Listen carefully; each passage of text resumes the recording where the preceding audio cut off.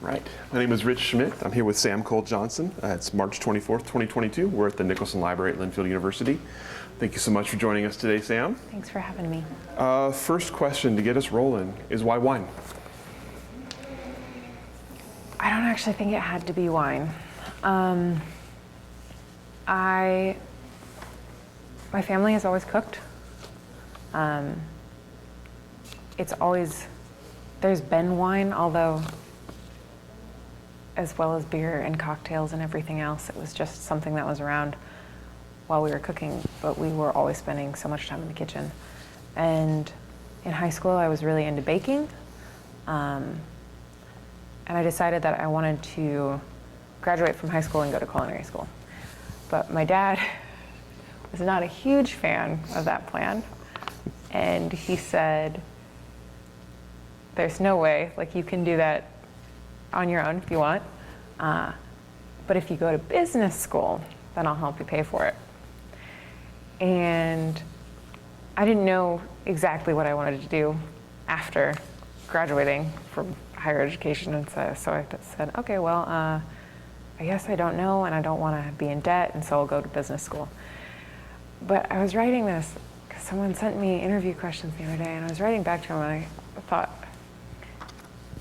even then, even through university, it was like I was doing what my parents wanted me to do, but I was, all my weekends, all after school hours, I was working at a chocolate shop and I was learning how to temper and the history of cacao.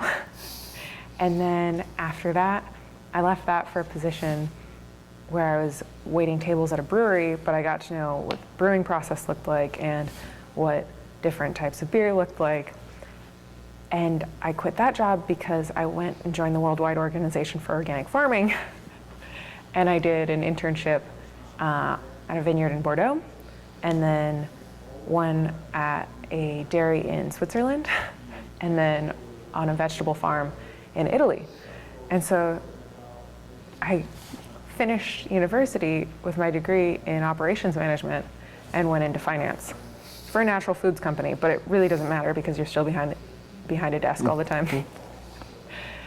And pretty predictably, that didn't go super well.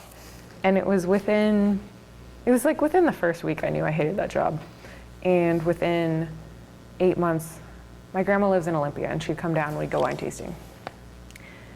And the tasting room hosts, I think maybe people underestimate what an important job that is sometimes, because you can introduce people to wine who would never be drinking wine in such a way that they go, oh my God. For me, it was the depth of information attached to a beverage. And I was like, I could study this forever. I also love studying. So it was more of the depth of information and how academic a beverage wine could be than it was the wine itself when I initially went tasting. It became about the wine as well, but it was like, it's farming, it's biology, it's chemistry, it's politics and geography and everything else. And that amount of information intrigued me. And so within 8 months I had left, I was back on a restaurant floor and I was studying wine. I asked so many times. I bugged the beverage manager into giving me an assistant beverage manager title and cards so that I could go tasting more places for free. And it was a Kimpton, so it didn't really, they have a list of mandates because that's how that works. And so you don't actually get to make that many decisions. And I realized that corporate idea of how things should work wasn't going to allow me very much freedom. And so I moved up the street, actually to Park Avenue for Fine Wines. And Stacy Gibson, who's now a part owner there, was just one of the most encouraging bosses I have ever had. I've been really lucky in bosses, but she was amazing. I can imagine that. Yeah. So before we move on to the story, because I'm very curious to see what happens next, you mentioned all the travels. I'm curious about that amount of travel and those kinds of areas you were traveling in. What were you taking away from sort of the places you went and the things you were learning as you were in Switzerland, as you're in Italy, as you're in Germany? What were the things you learned and kind of took away from those experiences? You know, it wasn't, I remember drinking wine at the vineyard I was at in Bordeaux and at the Alpage in Switzerland and in Italy as well. I remember drinking wine, but it was much more about the people who I was interacting with. Host families, or at the chateau in Bordeaux, there were 8 of us. There were 2 people from New Zealand, there were 2 girls from Germany, there was someone from Algeria, there was 2 people from Spain, and these people were in and out during the time I was there. It's like people would come for a week or people would come for a month or the whole summer. And the communication was so much fun, and it's like so many different languages that were being translated back into English because the English seemed to be the only thread that everyone shared a little bit of. Lucky for me. But I learned some Spanish, I learned some French, I learned a little bit of German. It was kind of crazy. And then in Switzerland, learned a lot of French because there was only one other intern, and we would spend all day working in the dairy together, bringing the cows in. Just the importance of language and connection in agriculture. I think that's super important. As you became interested in wine, tell me about the learning process for you. How did you educate yourself? What did you find worked best? And what did you enjoy about the education process of learning about wine? Yeah, so I've gone through a lot of very structured education. I started, when I came down and started tasting in the Willamette Valley, the first thing that I thought to myself was like, I need a wine education. And so I started with the Court of Master Sommeliers. And I took their intro class while I was still in finance. And I passed that, and then I tried to go for my certified exam. I didn't pass that because I needed more service experience than I'd had in a more fine dining setting. And then I sought out a tasting group, and that tasting group really became my network for everything that everywhere I've gotten since then came through wine education, because studying for the certified exam with that group introduced me to a woman named Kim Oshiro, who has Bottle Thief. And she had gone through the CMS, but she was doing WSET. And she got me through my certified exam with top marks too. She spent a lot of time asking me questions and hosting mocks for me. And then she said, okay, so you've done this, you passed with top marks, you need to go into WSET. And so I went through WSET, and I went through WSET diploma. I met Julia Burke, who works at Willamette Valley Wineries Association. I met, just through tasting group, that's how I got my job for Stacy Gibson, was because there was someone in tasting group who was leaving, and he said, hey, you should go work up here. And so I left my current job and took his job. And that led to meeting the sales director for Lingua Franca for the 2018 vintage.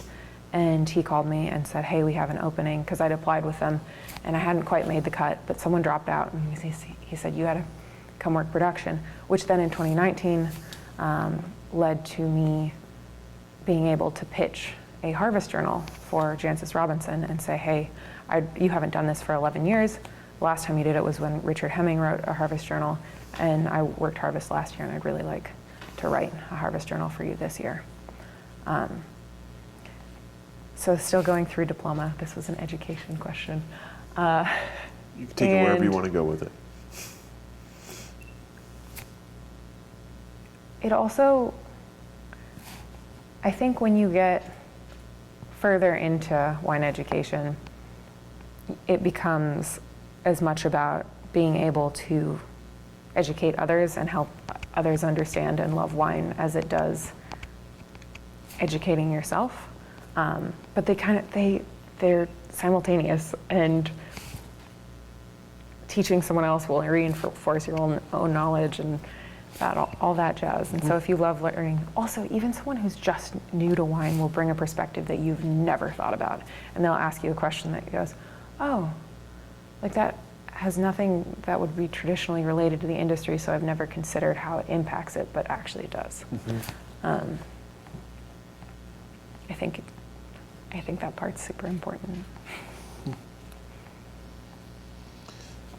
What were your first impressions of the Oregon wine industry, both the wines themselves and the people, as you started to meet the people and drink the wines here? First impressions, I think I didn't realize how lucky I was to get into the wine industry in Oregon. I think probably a lot of people don't. It's still so much about community here and helping other people, and oh, we don't have a forklift, can we borrow yours?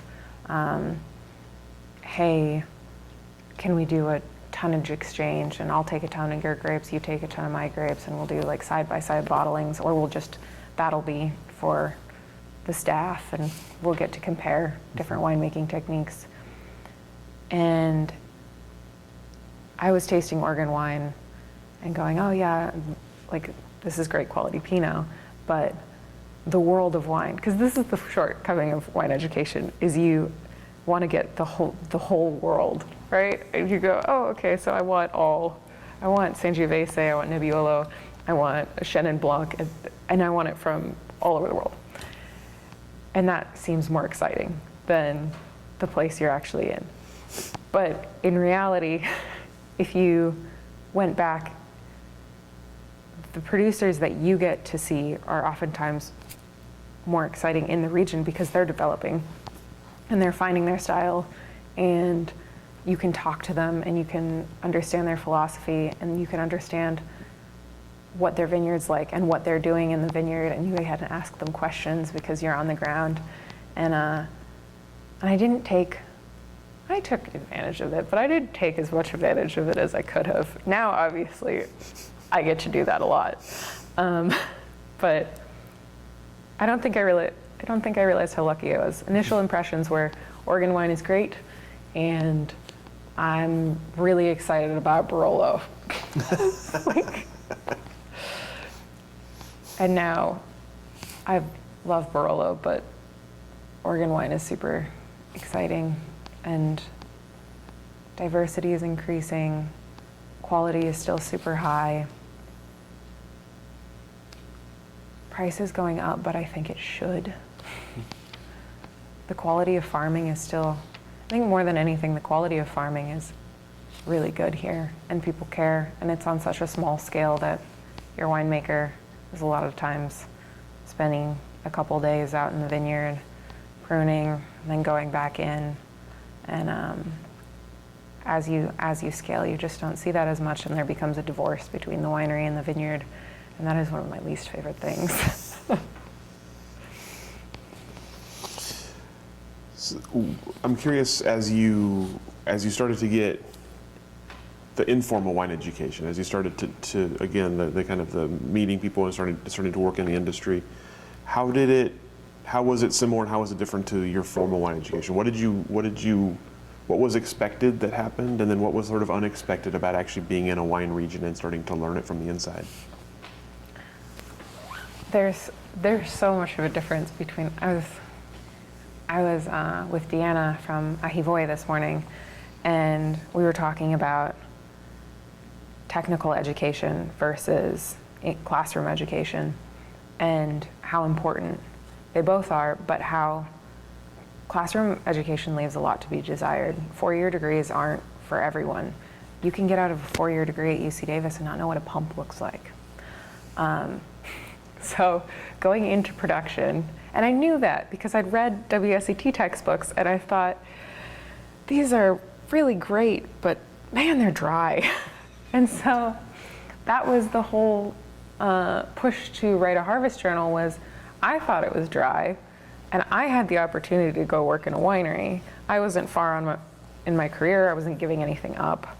I could always go back to restaurants, and I thought, well, I'm gonna do this.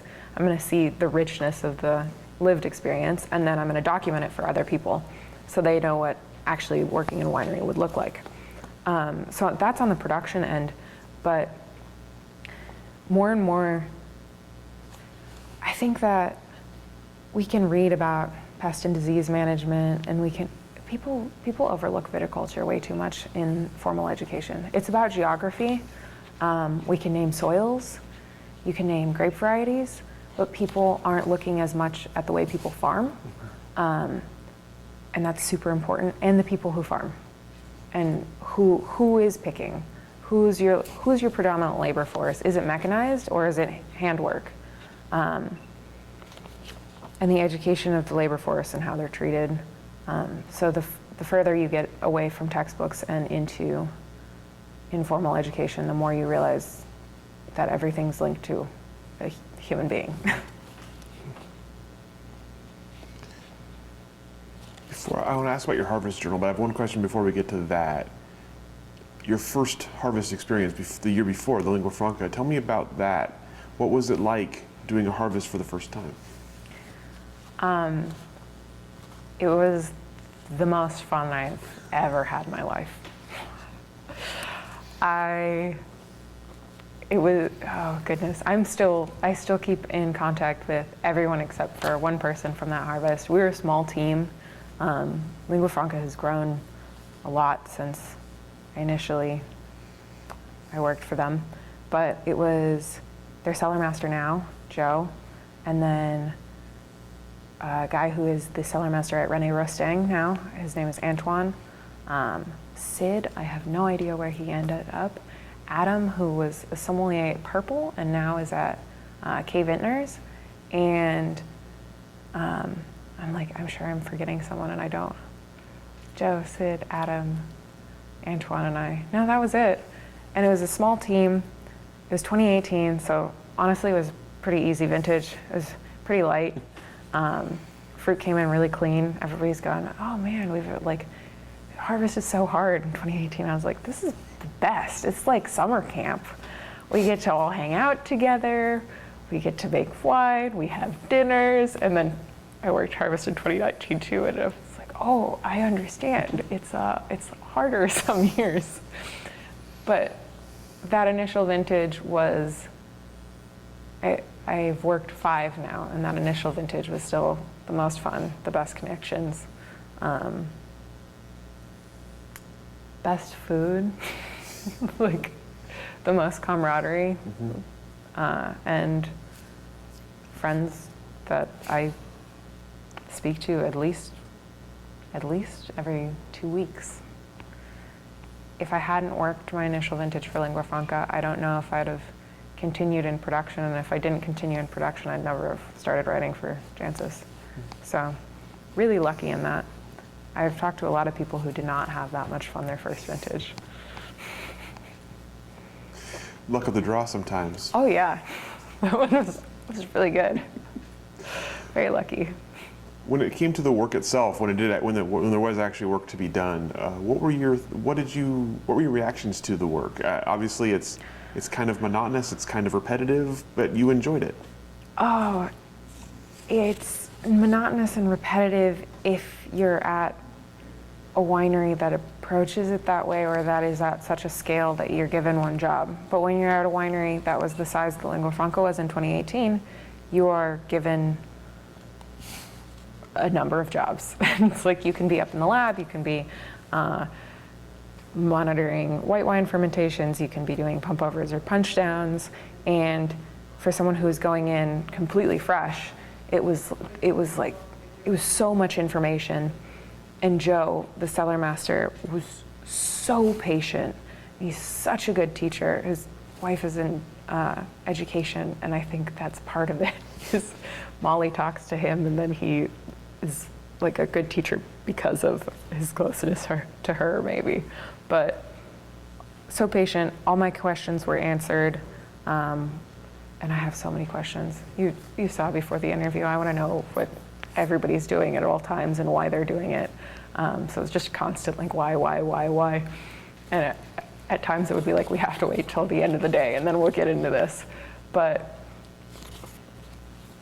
I think even if I'd worked somewhere else, it wouldn't have been nearly as good, and if the tasks had been monotonous, that would be okay. Mostly it's just the information that you're given. Mm-hmm. If I have access to the information at the end of the day for everything that's going on, I will do monotonous tasks. The information is the reward. I like that. So you obviously you had interest in doing Harvest again and continuing it. Where did the interest come from for documenting it and sharing it with the world? Why did you pitch that, and what made you even consider to do that? Well, I was going through WSET diploma at the time, and like I said, textbooks were fairly dry, if awesome information, just dry. And I figured if I had those questions and I had that problem, other people would as well. And I was reading Jance's all the time. I had submitted a travel journal for her in 2019 before the Harvest Journal, and it was shortlisted. And so the moment it was shortlisted, I was like, I've got a shot. And I'd found Richard Hemming's Harvest Journals, and those had been helpful with WSET diploma because I was reading them, and he's super funny. But I was reading them, and I was going, oh, okay, I get it. Like, I get a little bit more what it's about. But he also wasn't as technical of a writer, and so there was humor, but there were some things that I missed. And I was like, I can fill in some of the technical information that I didn't get through this very humorous, amusing, easy to read one. So I don't think mine were nearly as funny or interesting as his, but for people who wanted specific deep dive information for diploma, I had a number of emails that said, hey, I have a question on this. And then I could go back and ask winemakers about that. We talked earlier about the kind of informal versus formal education. So when you were writing these, when you were considering the project and you were started to write them, what was your thinking in terms of your readership? Who you mentioned you had emails, you were corresponding with some of your readers. Who were your readers going to be, and what was it important for you to impart? My readers were other diploma students, WSET level 3 students. I never thought that it would be anyone else, actually. I got a couple people who were not that, and I was very surprised. I actually had a perception that all JancesRobinson.com readers were students of wine, and somehow I slightly detached this from the consumer for a while. And we recently had surveys go out, and it was like, oh no, like the vast majority of people are wine collectors, wine drinkers, people who have a little bit of knowledge or had been reading Jancis for 20 years, but they've never actually worked in the wine industry. And I consider her such a trade publication for the US that was a surprise to me. And I've definitely modified my writing style since Harvest Journals to accommodate that. Mm-hmm. It still is a struggle sometimes and I get feedback from her on this once in a while. She'll say, hey, you said we when referring to producers again. That's the side that I identified with for so long that I still come at it from that way. And yeah, it's funny. It's a bit political, actually. Which side will you be on, right? I mean, which side you identify with? Both. I understand why we are a consumer publication for JancesRobinson.com. But when I say political, you have so many stakeholders as a writer, and I never considered that before my position was permanent. You need to be fair to producers. You need to provide your editor with something that is useful for them and interesting for the consumer. You have to be honest with yourself, and you have to provide content for the consumer so that if they buy based on your recommendation, it's not because you liked a person. And that always has to be true. It has to be good wine before anything else. But sometimes the hardest thing is when you love a producer and you taste through their lineup and it doesn't hold water. And you go, okay, so I can't really use that. Like, I don't want to throw someone under the bus, but I also can't speak to the consumer about these wines and highly recommend them. Mm-hmm. And that stinks when you love a producer and you can't do that for them. But at the same time, if you were to publish nobody does well in this business by throwing other people under the bus, ever. So the harvest journals, as you started to write them, as you got the project going, tell me about the experience of going through and kind of documenting as you go. Was it something where you were going through the day thinking, what am I going to write about from today? What do I need to keep from today? Or was it where you got to a certain point and you just kind of wrote it all down as you remembered it? I mean, how did you kind of approach writing as you went? I wrote down what I did every single day. I didn't write down the human part of it. I didn't write down exactly for additions or for inoculations or any of that was, but I would write today. I had in my notes in my phone, it was like Monday, Tuesday, Wednesday, and it would be like Monday, inoculated Chardonnay, or actually, we weren't inoculating so much as at the end we had to restart, but it would be like Monday, inoculated with Pied de Couve, mm-hmm. So native yeast that we'd started out earlier. And then I'd explain Pied de Couve, but inoculated, and then it'd be like, ran Brix and Temp on this, and did punch downs and pump overs here. So every day had what I'd done. And then at the end of the week, my deadline, I think, was always Fridays or Saturdays. But harvest is harvest. You don't have any days off. So it was always like the night that it was due. Actually, I think I've been one day early on a deadline once, and that's it. And then I've been one day late twice, but I'm always right at deadline. I gotta get better at that. But so it was like midnight, the night that it was supposed to be due, that I was taking, and we hadn't had a break, so I had to write about the last day too. And I was like, well, if I have to still write about the last day, this could change my perception of what happened on Monday. So might as well just do it all at once, right? Probably not the best idea, but certainly what I did. And what was the reaction to that? You mentioned getting feedback as you were doing it. Did you get more than you expected? Did you get different than you expected? I don't know that I expected anything. And I didn't get a ton of feedback. I got, I think 2 or 3 students for the 3 harvest journals I wrote, one on Oregon, one on Australia, and one on Napa Valley. And I think I got 3 students who emailed me total. And then I got some feedback on the forum that was just really enjoying these. Mm-hmm. I remember my first harvest, that kind of thing. But I didn't, and I got feedback from Chances, which was always encouraging. I was like, this is great. Even if her email, she has so little time. Her emails are short, but they were always super encouraging. And I think that was more of a driving force than anything else to keep writing. But I didn't expect massive feedback. I didn't honestly expect to be read all that much.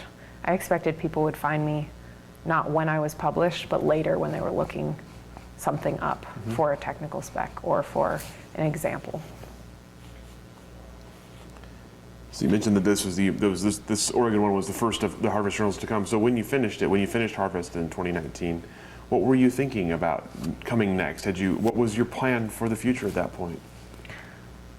Oh, I asked her halfway through if I could write another one. I was like, I want to go. I'm not done. I want to go work harvest again. I had thought I was gonna. This is important too. I thought I was going to go back and open an approved program provider for WSET. The goal was always education. I thought it was going to be in-person classes. It ended up being writing. But the point was always consumer education and industry education, and wanting to be a voice that did that, and wanting to be in the spot where when you do education, you keep yourself as up to date on the industry as possible. It's very tempting in other positions, if you don't have to not constantly be consuming whatever is new and seeing trends and new technology, and I wanted to know all the new things. And so putting myself in that position too, if I was writing about it, then I could ask all of the questions to winemakers. I could email random winemakers and be like, I heard you're doing this. Can you tell me about it? So that was lovely. And then I could, if they allowed it, I could share that information. So compare and contrast for me then the three different harvest journals you kept, the three different places you worked harvest, where you were keeping the journal. You mentioned Australia. Yep. And then back in California. So tell me about the three of them. How did the experiences compare for you, and where did you prefer? What was your favorite parts of each?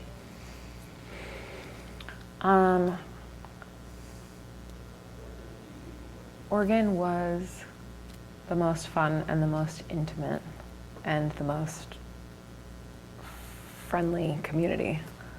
Australia, I was in the Barossa Valley.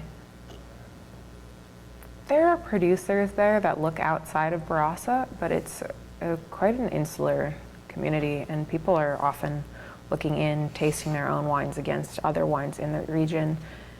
It kind of felt like Barossa was the center of the world, which I did not love. They make some brilliant wines, but that thought process, I'm like, but where do you pull your inspiration if you think you make the best in the world? Mm-hmm. You can't improve if you think you're the best. That was frustrating. Also, I came from a place where it was like, every question I asked was answered, and if it wasn't answered fully, it was, I have no idea, and people were just willing to go, I really don't know, like, you gotta ask someone else that question. And in Barossa, it was like, well, we do it because we've always done it this way. That was frustrating. Napa was, I wrote a piece on my feelings about Napa Valley recently. I worked 2 harvests there. One was documented for Jancis Robinson, so I'm not gonna talk about the producer. The other one was for Harlan Promontory and Bond. And the initial one that was documented on Jancis Robinson, it was a good experience. I liked the wines that were made. I learned a lot, like technical wise. I had worked 3 vintages at that point, and my questions had changed a lot, so they were a lot more about additions and why this chem and why this fermentation temperature. And I was working with a winemaker who was super, I actually think he was a bit OCD. Everything was, you could eat off of it in the winery. It was so clean. I've never seen a cleaner production facility. And everything, every ad, every temperature was super well thought out. So I learned a lot from him about that. But it was COVID, and the team wasn't super close. And that is one of the aspects of winemaking that I really love, is the team. So I still keep in contact with a couple of them, but nowhere near as much as in Oregon. The last team, though, the Harlan Promontory and Bond team,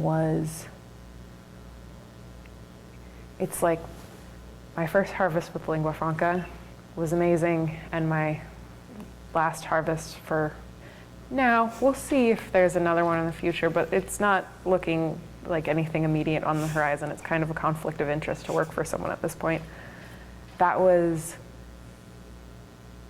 I think, one of the best experiences I will have in my life. The team was close, but more than anything, it was the most empowered I've ever felt as an individual in production and viticulture. It was like your opinion mattered. They wanted your opinion. And it wasn't me, just me. It was other interns. It was vineyard stewards. They have something called the Vine Master program, which is incredible, where you have to go into the program and graduate from a curriculum that they've set up that encompasses pruning and irrigation and leaf pulling and all these other aspects of viticulture. But after that, when you go into your own block, which is like 2.5 acres-ish, you make the decisions in conjunction with a vineyard manager, but it gives you the direct access to the vineyard manager instead of a crew lead. And so you have those conversations, you make those decisions, and that just ran through the entire company. As you had ownership of whatever project you were given. No one was breathing down your neck. No one was checking on your progress. It was like they needed it by a certain date. We'll check in on next week. You can ask me questions if you need to, but this is your responsibility and you have complete ownership over it. I've never been in a company like that. It's pretty cool. With that kind of empowerment for everyone, did it work? I mean, was it a successful operation, and how did it work? It worked incredibly well. It's expensive, but they're running on an expensive model. Those wines are very expensive. To empower your people like that and put that much into education is pricey, and at the end of it, you have to pay them to retain them, like good wages. But I think that's how we continue with world-class wine for any region, is you will have to, if you want handwork, you're going to have to pay for it. You're going to have to provide education. You're going to have to give people ownership. And if you don't, they're probably going to leave, and we're going to end up mechanizing, and we're just going to go two different ways. There might be some in between, but when I think of really inspiring projects, it's usually people who want to be involved in all aspects of the business. So I mean, it's Oregon, so I think about John Thomas a lot and how small that project is and how he watches everything through vineyard to bottling the wine to dropping it off to people. And we can't all go that crazy, and things do have to operate at some amount of scale. But in the grand scheme of things, I do think people are going to have to figure out, instead of large groups of people tasked with something monotonous, you give someone an area or break it up somehow and then give them a range of decisions that they get to make in everything. Otherwise, let people make decisions, let them have ownership. You will keep them longer. I also think that's why Harlan Estate has so little turnover. People want to work there, but nobody ever leaves.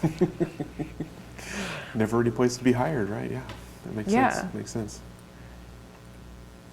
If only we could all charge that much for a bottle of wine. But I do think that wine will have to get a bit pricier,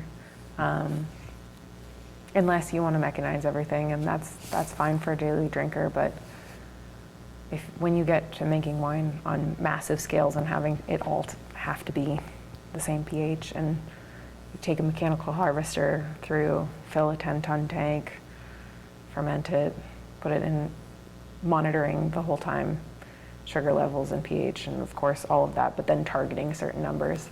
Then it becomes a beverage, like beer or like Coca-Cola. That's fine. That's just not the most interesting wines in the world. It's clear that you were approaching the project and kind of approaching your career in wine from a kind of unique or a thoughtful perspective, and not just to write about, but also you were obviously processing these kinds of things as you were learning them. I'm curious, before you came back to Jancis full time, were there issues you saw, things you saw that you felt you needed to write more about, or had a long-term vision of bringing to people's eyes that you hadn't had a chance to yet? Or are there things that you'd seen in your experiences? There are things you just like, I need to write about this. This is a big important part of wine that I can't talk about yet. Or was there anything like that that you were just sort of needing to talk about? Yeah, definitely. The first piece that I wrote that was outside of a Harvest Journal was on pruning, and it was following my first Harvest Journal. And I think that trend has kind of continued with, I like to write about viticulture. I think it's the least talked about in terms of the media. And I do always need to remember that we're a consumer publication, and it's the thing that the consumer can't touch.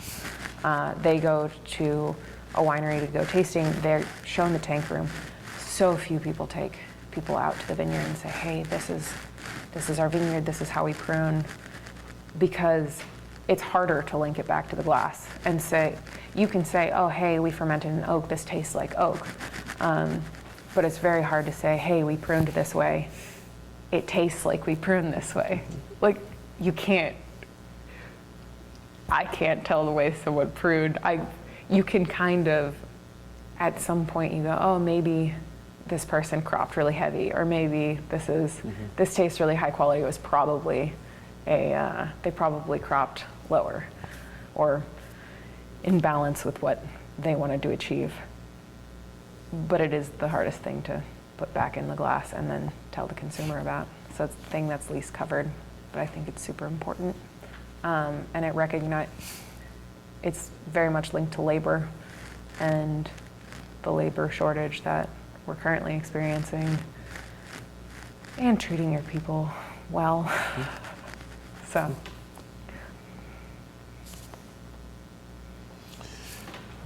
When it comes to viticulture specifically, you've obviously seen all kinds of viticulture, all kinds of environments. What do you find yourself gravitating toward when it comes to viticultural practices? What, as a consumer, as a writer, what excites you? So I have to lead with a caveat, I'll tell you, and then I'll tell you the caveat. Of course, organic, biodynamic, high touch, small operations for vineyards, no-till, and focus on cover crop.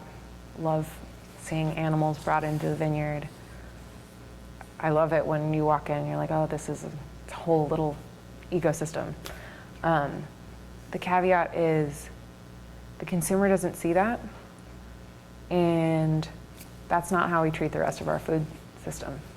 So it's really unrealistic to say, you need to consider this in your wine, but when you go to the grocery store and you buy a red pepper, you never think about that. And some people buy food at the farmer's market, and then that doesn't extend through to wine buying, and I think that doesn't make sense. But for the vast majority of people, it's like, wine is part of our food supply. So you consider it as, you need to consider it as you would consider any other agricultural product.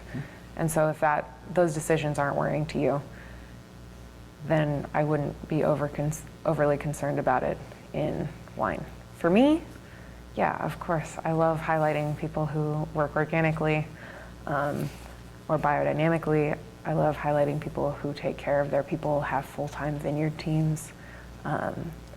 But the wine has to be good. That has to be the first thing, because that's what the consumer sees.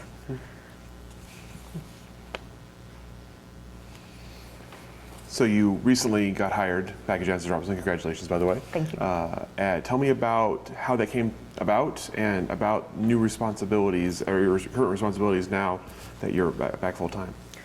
So I'll say, I'm not technically full time. I don't do anything else though.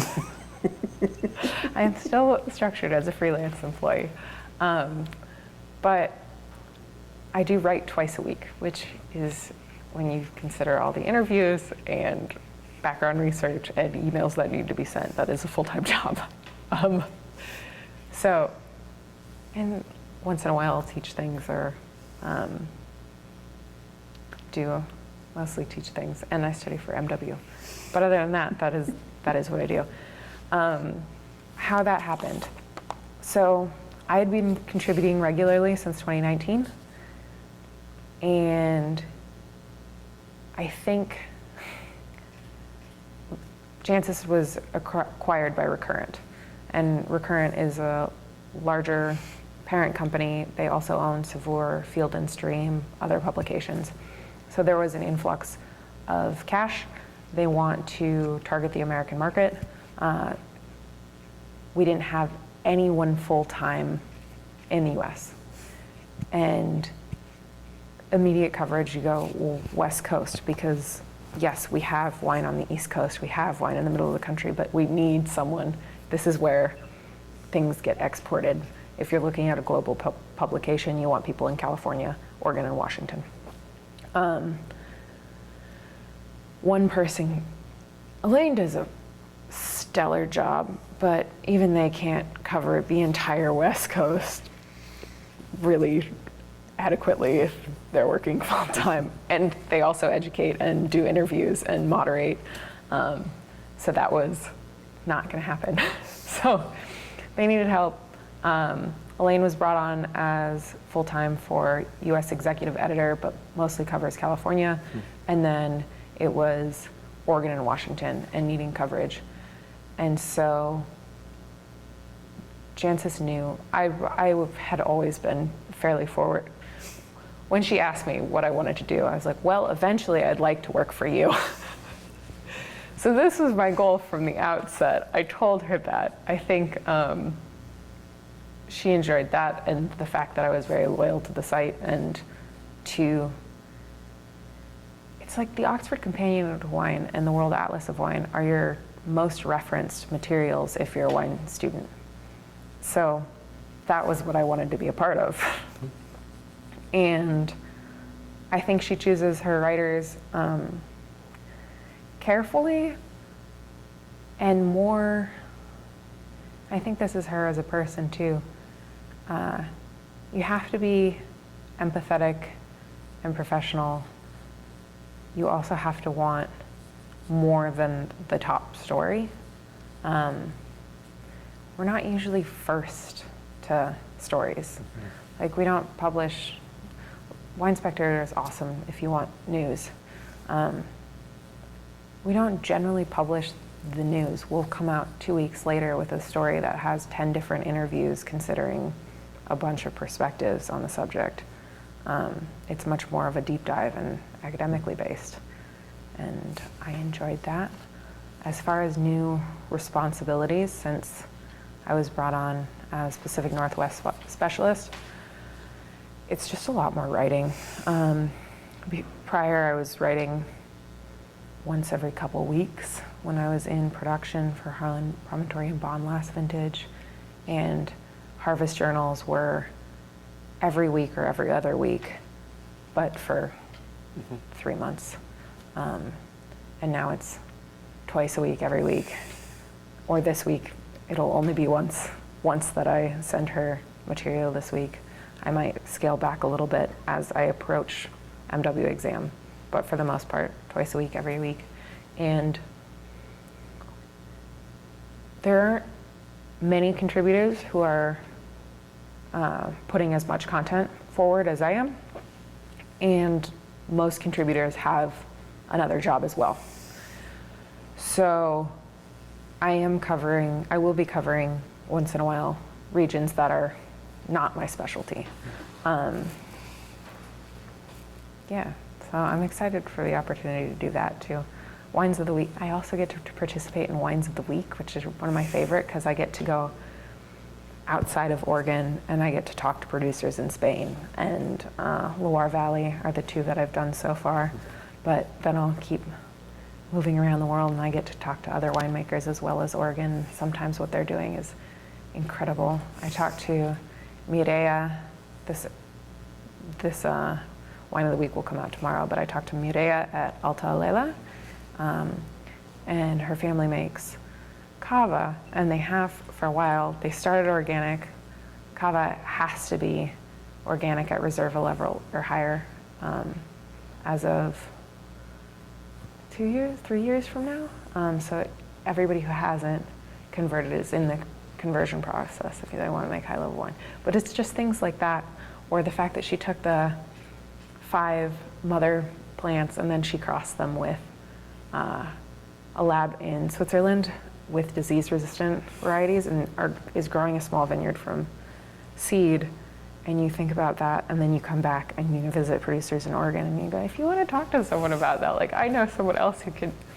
And I think that's another thing, another responsibility, is if you get to talk to as many people as I do, then when you hear about someone else who wants to do the same thing, it is your job to connect them so that they have more access to information on that. I feel that. I feel that very much. So now that you have kind of a beat, you have an area of a large geographical and hugely diverse area to cover. Yeah.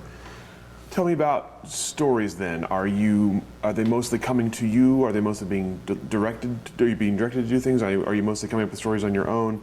And what are you finding to be the most interesting things you're excited to cover? I always come up with stories on my own. I have been pitched things from other people. Once, maybe twice, I think it was just once, I thought that it was a good enough idea that I turned around and pitched it to Jancis. And I don't know, she knows. She knows if the idea isn't mine, and she's not interested. So everything that I have generated has been my idea. And the most interesting things are viticulture, labor, things that haven't been covered, unique perspectives.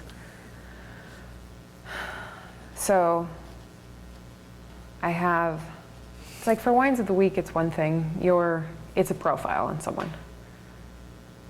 Then I'm looking for people whose farming I love and who make really good wine and are distributed in the US and the UK, which is a nightmare sometimes, but also gives you a better perspective of the world marketplace. But for other things, I have a piece coming out soon on Seth Morgan Long. I don't think there are many people who have started a business as a one-man label and made a success of it with no outside investment. So that was super interesting to me, how you build a label with one person, what the finances look like, how you have to consider debt and all of that. So I enjoyed doing that. There haven't been an overwhelming number of pieces about labor, so I've done quite a few pieces on that. Things that we ask why in the wine industry, and there's no really good answer. So why do we have vineyard management companies and the rest of the world largely doesn't have those? They're just starting to develop, and mostly it'll be one thing. So it's like Simone and Serge, sure, but they're more educational than anything, so they'll come and educate your team on how to prune better or how to prune to their style. But for the most part, you're like, we are the hub of vineyard management companies. How did that happen? And so I wrote a piece on that, and it's like, well, actually it happened because we're a very capitalist country and we had a tax loophole, and you could hide earnings from, I don't want to say that about all vineyards, because a lot of them came up naturally because people really wanted to go into ag. But for some people it did start because they could use losses, passive losses, against their active income and deduct the whole thing. So it was kind of a tax shelter. Yeah, I guess that's the answer. Anything that intrigues me and goes, why in the world? Or we had a CO2 shortage last year in Northern California. I think we had one here as well. And it was like, why do we have a CO2 shortage? Why can't I find dry ice? Oh, it's because refineries are closing down because of environmental regulations, but also because we had less in demand during COVID. So I wrote a piece on that. Of course, that's not always interesting to someone who just wants a good glass of wine. But those are things that are super interesting to me, and they can usually be led into, like the one on vineyard management companies. Then I went and looked at people who are bringing their crew in-house, and then I can write an article on in-house wineries and review wines, and that will be interesting to the consumer. You talked about unique perspectives as something you look for. Who has unique perspectives? In your mind, what are the usual perspectives we see, and who has the unique perspectives that you're hoping to highlight?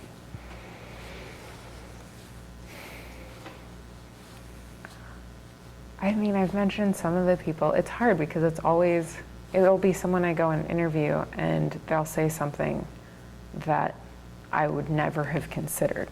And then I'll end up going back and interviewing them.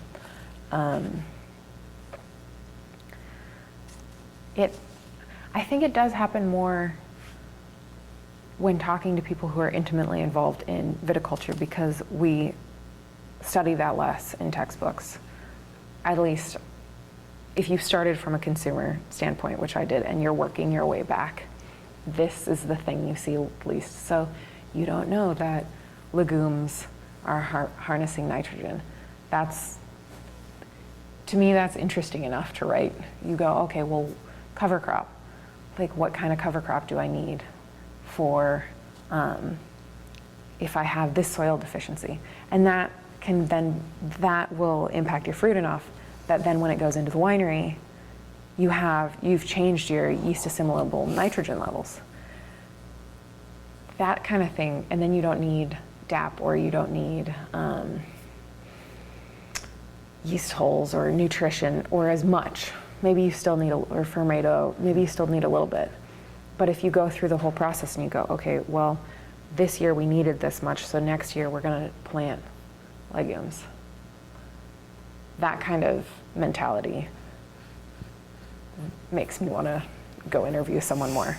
When they go, oh, well, we did this and then it impacted fruit quality, and so we worked back, our way back to winemaking. I was reading part of your most recent piece about sort of the idea of diversification in the Willamette Valley.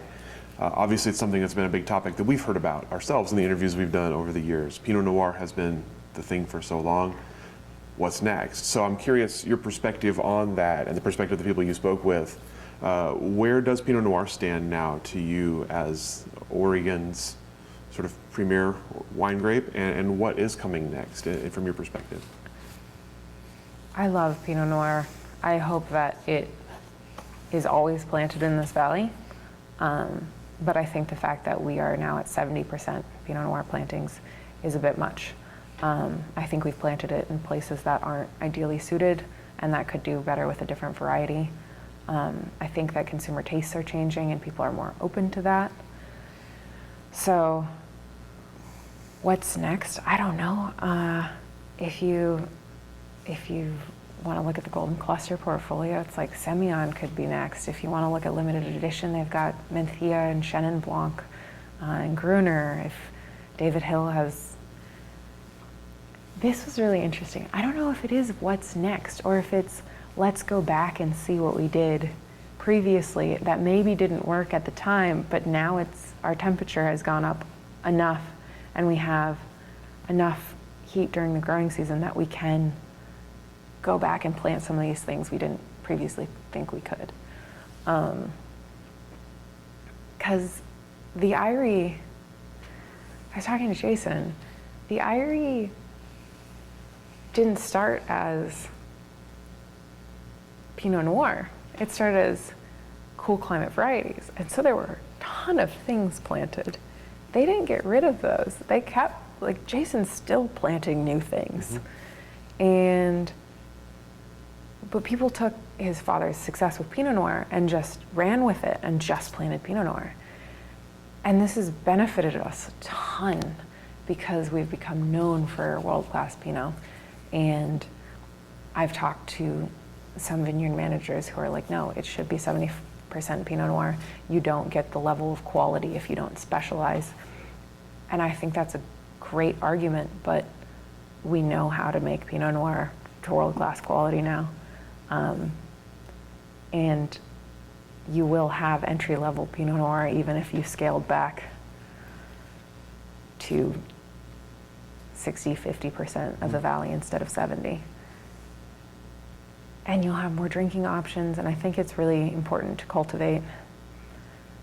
Who was I? I was reading an interview with someone the other day, and I wish I remembered who it was, who said, I'm really excited that during the pandemic, Oregon Wine Board focused marketing on people within Oregon.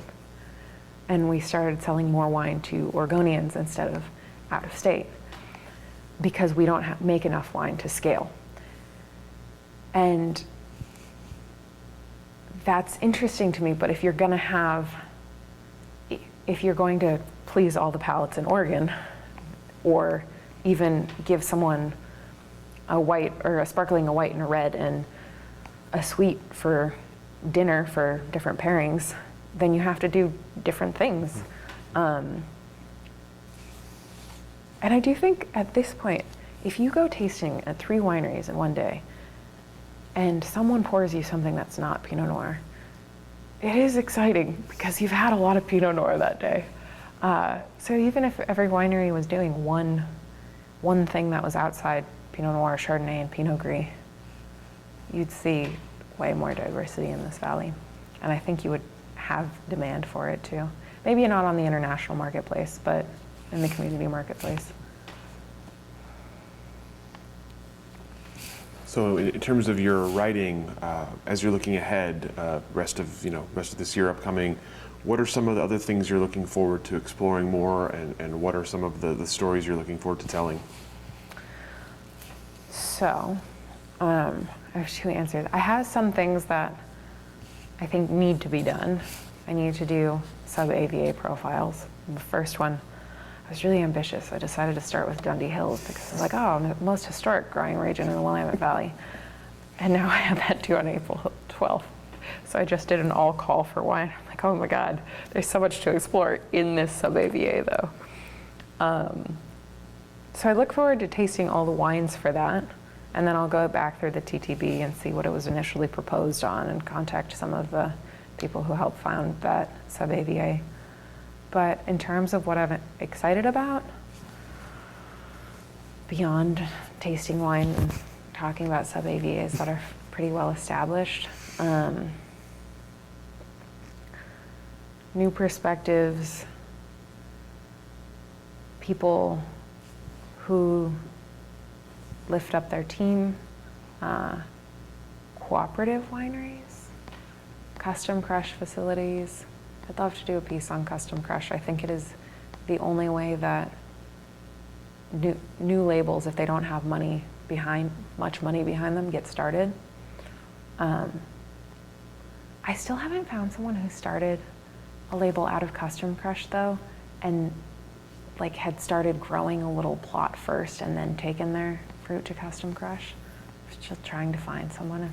If anyone watches and says, oh, I just took my fruit for the first time through custom crush, want to talk to you.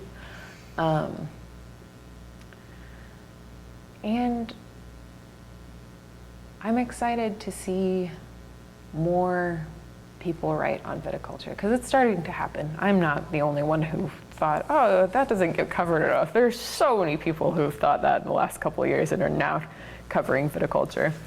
And it's to the point now where I think maybe we will see vineyard managers and maybe we'll see crews on the cover of Wine Spectator if they want to be. And that would be just highlighting everybody's contribution to wine and not just focusing on the winemaker. They're super important, but you're driving the company. You're not doing everything in it. So giving credit where credit is due, empowering people, giving them ownership. Yeah. You've brought up a couple of times you're working through the MW right now. So tell me about progress with that, and is this the final part of the MW that you're starting for now? No, I have just started. Okay. I think I keep mentioning it because it's weighing on my brain because I haven't gotten to study nearly as much as I should be. I've got 3 and some months left before the exam, and it's a really intense study program, and generally people don't start new awesome jobs right before they go into that because it takes up quite enough time on its own, especially jobs that are as all-encompassing where you don't ever really go home from work. You're always checking your email or talking to someone or making room for an interview or calling someone you don't know to ask them because someone told you they were doing something. So I haven't had a ton of time to study for that, and that's why I keep bringing it up, is because I'm really nervous about it. There's a good chance. I tell my family this, and they're like, oh no, you've always gotten through every exam. And I'm like, yeah, but you don't understand. Every exam up till this one, I've studied my butt off first, and this is the first time I don't have time to. So I'm going to do my very best to get through year 1, and if I don't, I'm going to hope that I fail well enough that I get to retake year 1 instead of getting it kicked out of the program. But the goal would be to pass through year 1. And then it's still another 2 years after that. As your job will not get any lighter as you go through, so it'll just be more... You know, no, it won't get lighter. I think it will get easier. I think I take a lot more time to write pieces right now than most people because I worry over every single word. I also, Jancis is incredibly supportive of MW. Obviously, she has like 8 on staff. But that means that more than most employers, she's willing to say, I said, hey, can I, instead of contributing twice a week, can I contribute once a week, May, June, and July? She said, yeah, of course you can do that. It'll give you more time to study. Now I need to not fill that time with other projects though, which I'm really bad at doing. So, leave myself time to study every morning. That would be good. It is a bit, it's giving up a bit though, because there's so much to cover. You would think that you would, someone said, don't you run out of ideas? And I was like, no, never. There's always someone doing something new. There's always a new place to go. There's always a new AVA. There's something you taste, and then you taste another version from the same AVA, and you go, that's one of the most distinctive tastes, like flavors I've ever come across. I was in Washington a couple weeks ago and tasted in the Rocks District, and whereas some people call this Stones, not the Rocks, and there's nothing that tastes like that Syrah. That is, you talk about terroir, and yes, but sometimes farmed to the point where it doesn't express. The Rocks expresses it. I don't know if people just, it's so small that there are few enough people farming that they're farming in a similar way, but always that fruit tastes distinctive. Mm-hmm. So, always more ideas. So you haven't been in the Oregon wine industry for terribly long, but you've already, I'm assuming, already seen some things change and seen some sort of trends coming. What are the changes you've noticed inside of Oregon wine, and what do you see as you look ahead for the future of the industry? In the last couple of years, I mean, we all know people have been selling, and I think it's a positive that we see people selling to smaller corporate interests rather than very large ones.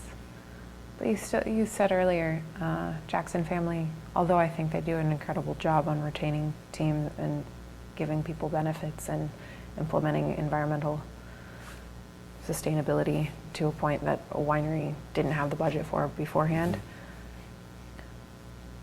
It's still not my favorite thing to see people be acquired. Like, it hurts less when it's Jackson Family than when it's Constellation. I don't know if I should say that one. But it's, I'm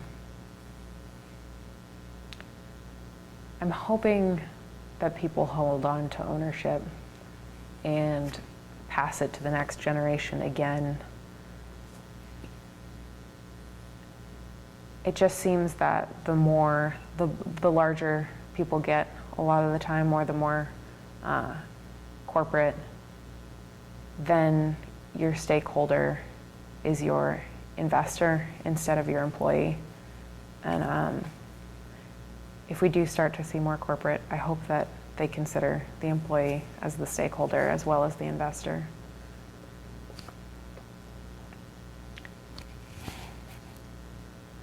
More trends for the future. I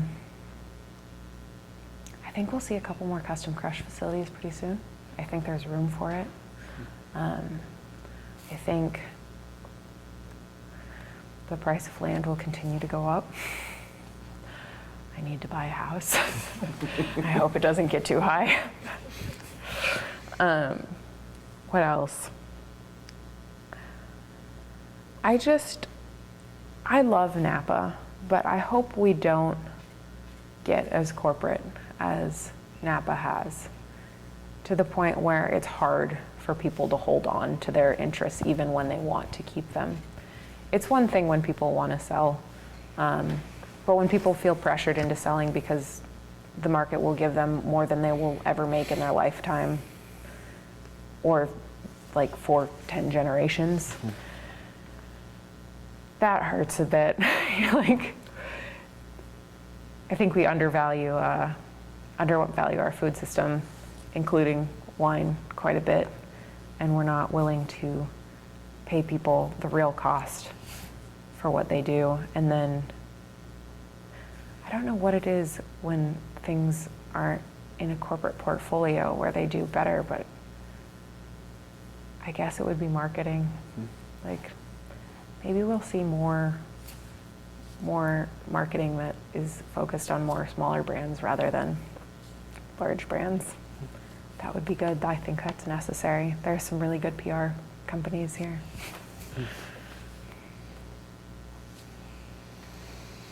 What about for your own future? Obviously, we've talked a little bit about projects upcoming and things like that. You've already done a lot. You have a lot on your plate. Do you have long-term ambitions for other things? You mentioned production as something perhaps to get back into. Do you have long-term ambitions to be in different parts of the industry?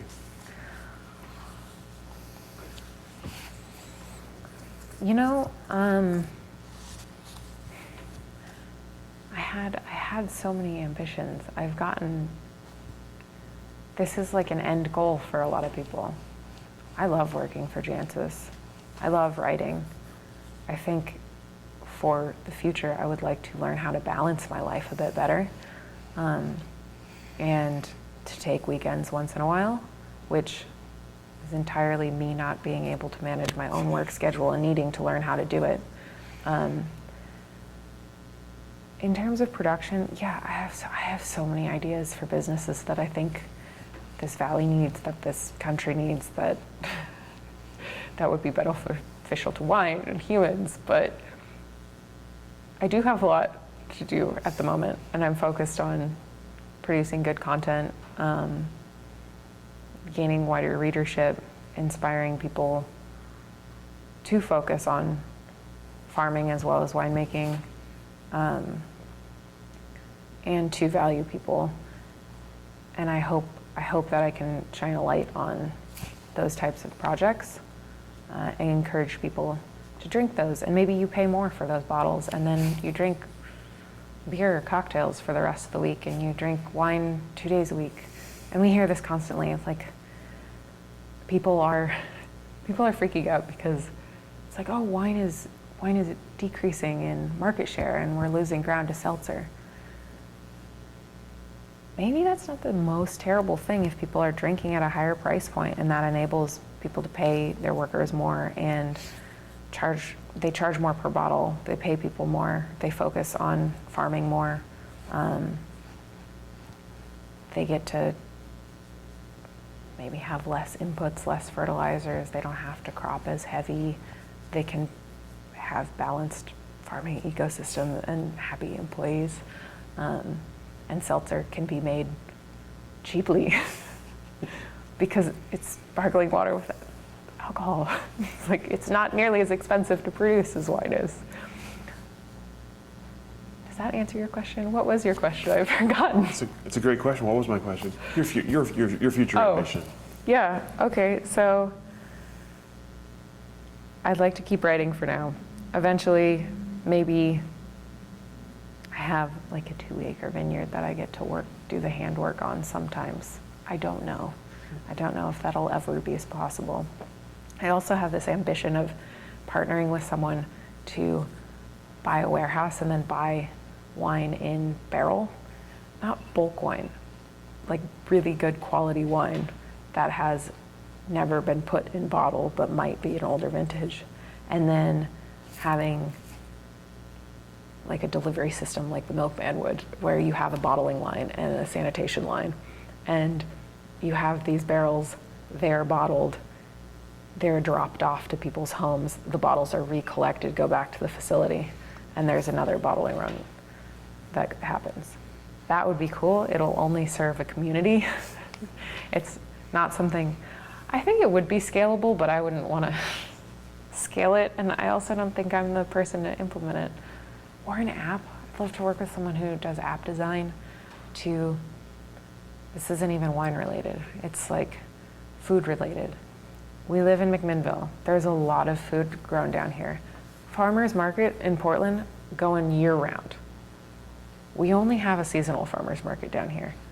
But the people who are up there selling food in winter, a lot of times grow their food down here.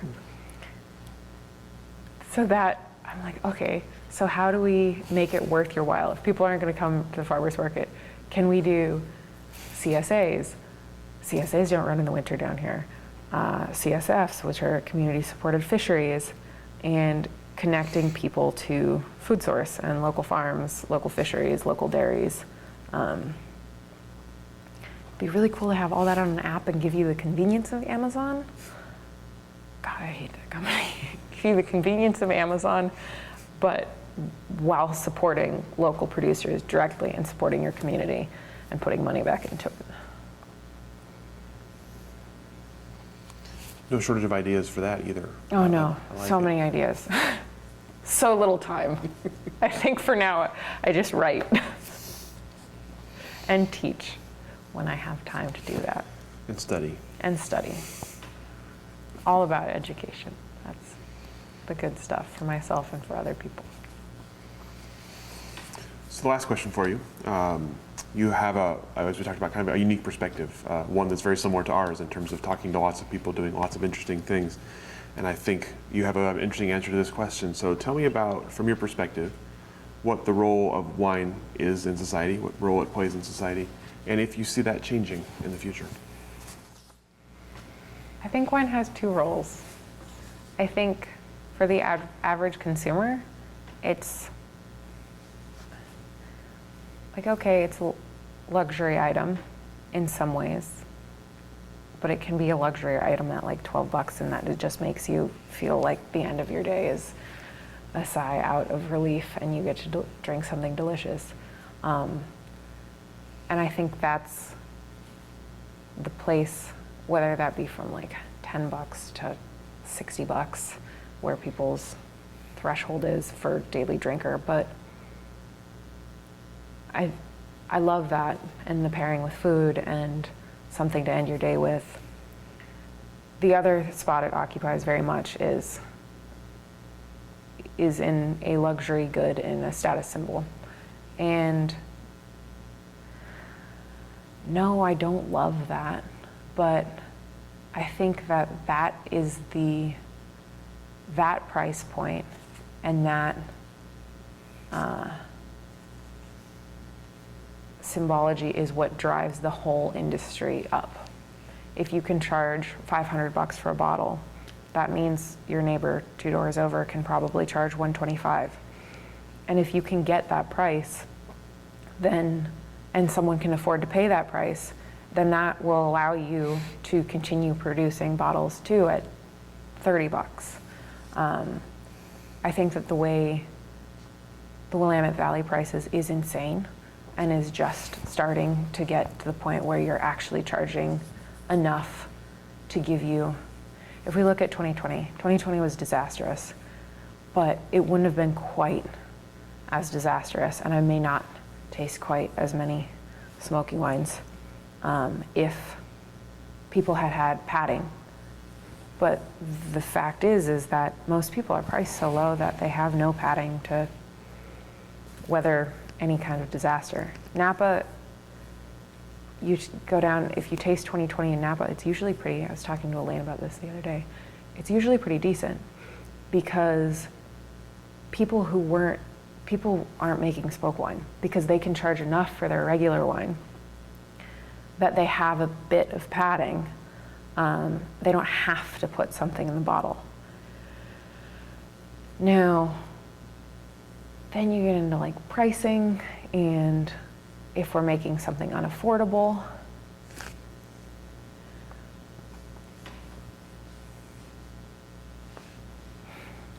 you know, I don't think we pay enough for food as a society. I think we put cheap and easy as a default.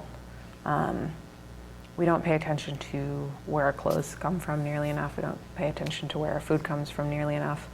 It used to be you saved for one pair of boots for a very long time. Now you can have 10 pairs of shoes for the same price that a pair of boots used to cost. I don't think that's real. I think there's someone suffering in that system, and it's usually the labor force. So we can say $45 is too much for a bottle of wine, that I can't afford to pay it. But I think if you are willing to look at other expenses, how much money does the millennial generation spend on Instagram? I have no idea.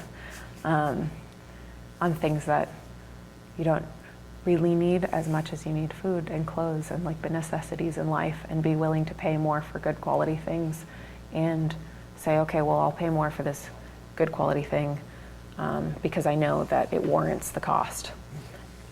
So it might be a splurge, $45 instead of what I used to pay at 20 or $30. I used to pay $8 for a liter of bottom shelf at the grocery store.